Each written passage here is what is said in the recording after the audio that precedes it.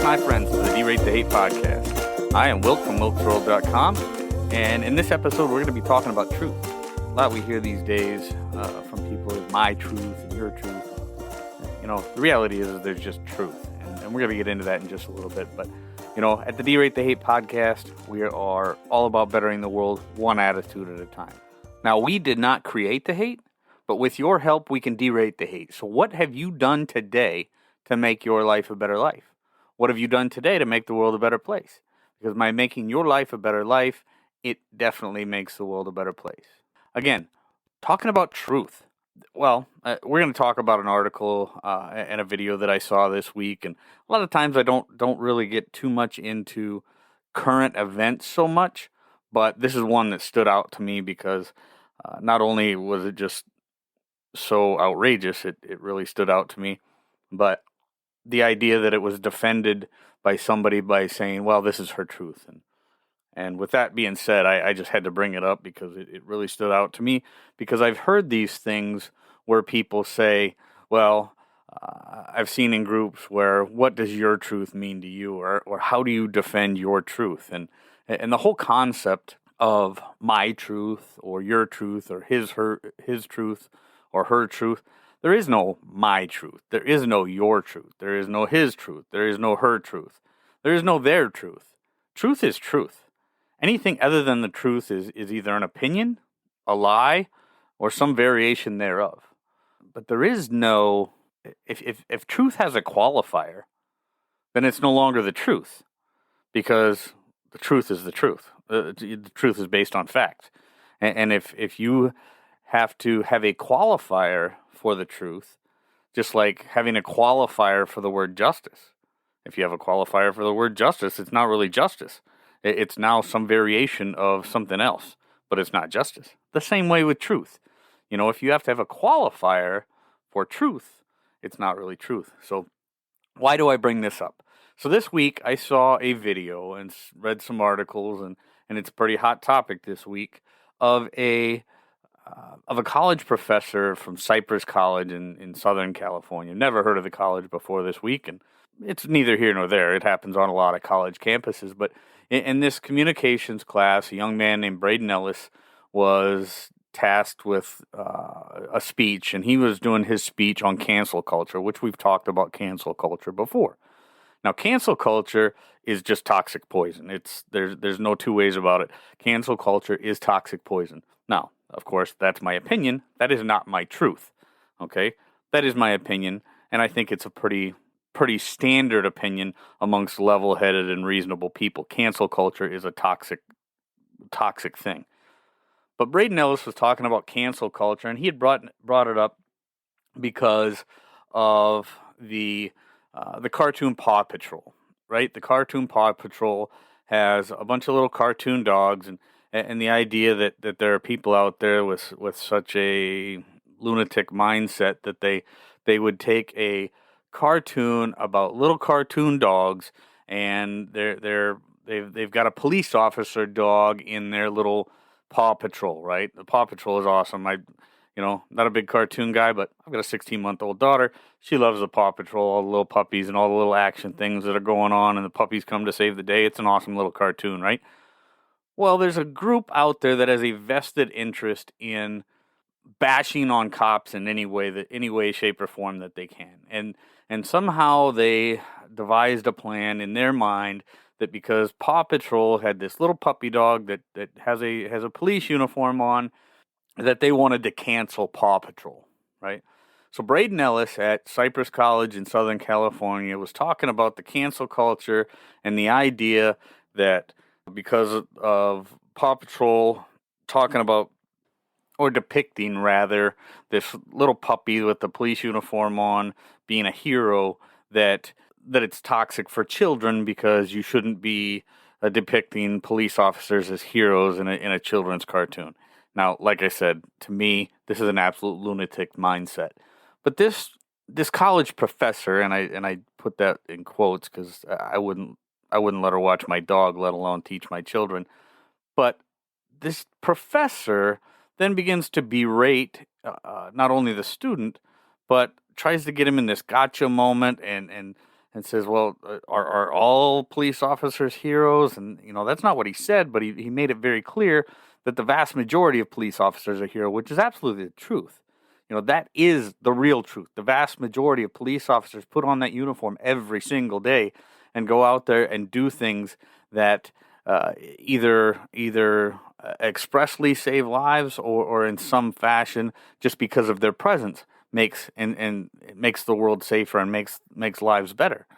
But just like like Braden Ellis said in that confrontation with that professor, there's bad people in every walk of life. I mean, there's bad lawyers, there's bad doctors, there's bad, in every walk of life, there's gonna be bad apples. There's no question about it. But the reality is, the real truth of the matter is that more lives are saved by police officers every single day than are taken by police officer in, I don't know, years, decades maybe. So just by their presence and the things that they do. But that's not really what I'm about. And, that's not what this episode is about. But that is the truth. That's not my truth. That's not somebody else's truth. That is the truth. That's the facts bear out that as a statistical, factual truth. Okay.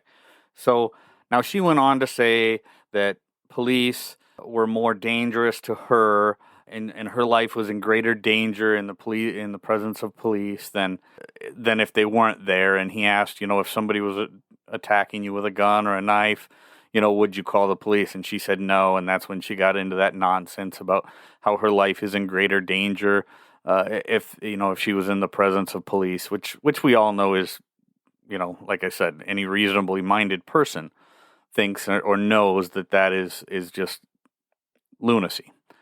Okay, but then I see in the comment section in some of these posts about this confrontation between Braden Ellis and the professor at Cypress College, people defending her. Well, you can't bust on her because that's her truth, and she talks about police originating as slave catchers, and this is, this goes back to that whole thing that I talked about a couple episodes ago about the reticular activating system and the perpetual victim mentality. If that's her truth, no, that's her perception of the truth. Okay, was there a force back in the day of people policing and catching runaway slaves? Absolutely, we know that. That's part of the stain that slavery is. That's a part of the stain on America's history that slavery is. We know that.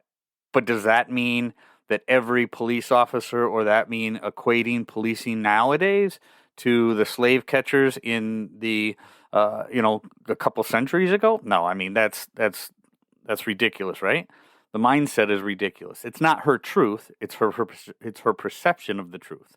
So you can't use somebody's perception of the truth when it really has no basis in fact.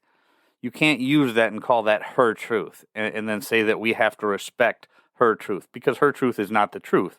It is her opinion based on a fallacy that she has developed in her mind that police are a greater danger to her and people, of different races than they really are. So you don't have to pretend like that is a logical mindset by saying, oh, well, that's her truth. We just have to respect that because that's her truth. That's not the way that this works. That's not the way that any of this works.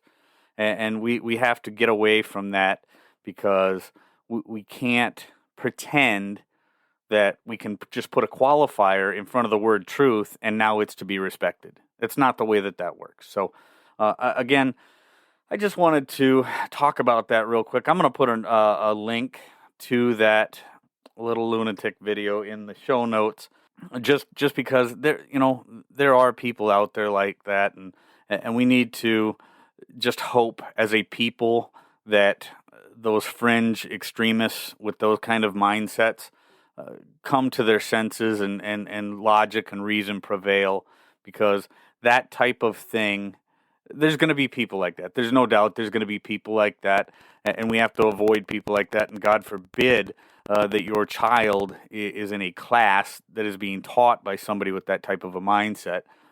The idea that there's people that actually have to pay to be in the presence of people with that kind of misperception of reality is a terrible thing. And so we just need to watch out for stuff like that, and hope that that the young people with impressionable minds are not subject to that kind of thought process and that type of thinking, because it's toxic. It's toxic. Just like I said, and I'll put a link to that show in the show notes a couple episodes ago, where I talked about that reticular activating system and the perpetual victim mentality. Because that reticular activating system, if all you believe is that you're a victim, and you seek out because of that reticular activating system, now you begin to seek out in every way possible everything that reinforces that mindset that you are a victim, your life is going to be miserable. And we don't want to see that happen. So I'm going to put a link to that episode 52 in the show notes. And who knows? I mean, who knows? Maybe episode 52 of this about the reticular activating system and that perpetual victim mentality, maybe that makes its way to that professor and turns her life around in some way. And maybe she won't be such a miserable and unhappy and a pain-stricken human being and spend the rest of her life miserable. It's a very real possibility. And if you share that type of thing with your friends, if you know somebody who has that mentality, they believe in this is my truth, and that's her truth, and you've got your truth, and he's got his truth. If you know somebody like that, share this episode with them, because that type of mentality is toxic, and we don't want to have that. We need to better the world, and we need to make people realize, if you suffer from that perpetual victim mentality, something, some way, somehow, if you want to have a positive life, you're going to have to turn yourself around. That's another thing. Episode 53 that I recently did, where we talk about the attitude of gratitude and personal accountability challenge. You want to make your world a better place. You want to make your life a better life. Try the attitude of gratitude, personal accountability challenge that I talk about in episode 53. With that, each week when I don't have a guest or when I don't have an interview, I talk about a good news or a feel-good story, a good deed story. And this one ties right in with this episode, because it is a beautiful deed done by a bunch of beautiful cops in Tempe, Arizona. And they heard a story, or they came across a story on Facebook where a gentleman had put a story on there about a small tractor that his son, or that was stolen from his son. Some thieves. We've talked about things like this before. There's very little in this world worse than a thief.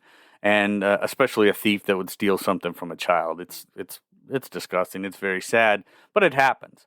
And the patrol officer down there in Tempe caught wind of this because of a story on Facebook, and got together with a local Walmart and some local charities, and was able to purchase for this young man, a little 4-year-old, Gerald Philbrook, was able to get a brand new little replica Gator tractor thing that he can drive around, and very good, heartwarming story, beautiful deed done by beautiful police officers, like so many police officers do. They're out there to do good things. They're doing great work for the community, and this is no exception. What it is ordinary people doing extraordinary things, and I love those kind of stories. So young Gerald Philbrook was able to get a new tractor. These police officers doing what they do, bettering the community and bettering the world around them. So if you want to see that video, check out our show notes. There'll be a link to that article in the show notes talking about Gerald Philbrook, 4-year-old Gerald Philbrook getting a new Gator tractor, and he actually got a little personalized license plate and a peace sign bumper sticker as well to put on his new toy tractor. So that is a incredible story. Check out the show notes. You're going to want to see that video. The cop actually starts to tear up, and when he's presenting the tractor to the kid, it's a beautiful, heartwarming story. So I love stories like that. I'm sure you love stories like that, and those are the kind of things that we need to be promoting and showing people all over the world, because that is the thing that makes everything better. Is that kind of beautiful story. So with that, I'm going to wrap things up. I will just say, again, do what you can to make your life a better life. Do what you can to make the world a better place. Be kind to one another. Be grateful for everything that you've got. And remember, it's up to you to make each and every day the day that you want it to be. Again, please subscribe to us wherever you get your audio. And if you have something that you want to share with me personally, shoot me an email at wilk@wilksworld.com. If you're participating in the Attitude of Gratitude and Personal Accountability Challenge, let me know how that's changing things for you. I'd really like to hear it. So with that, I'm going to back on out of here and catch you next week.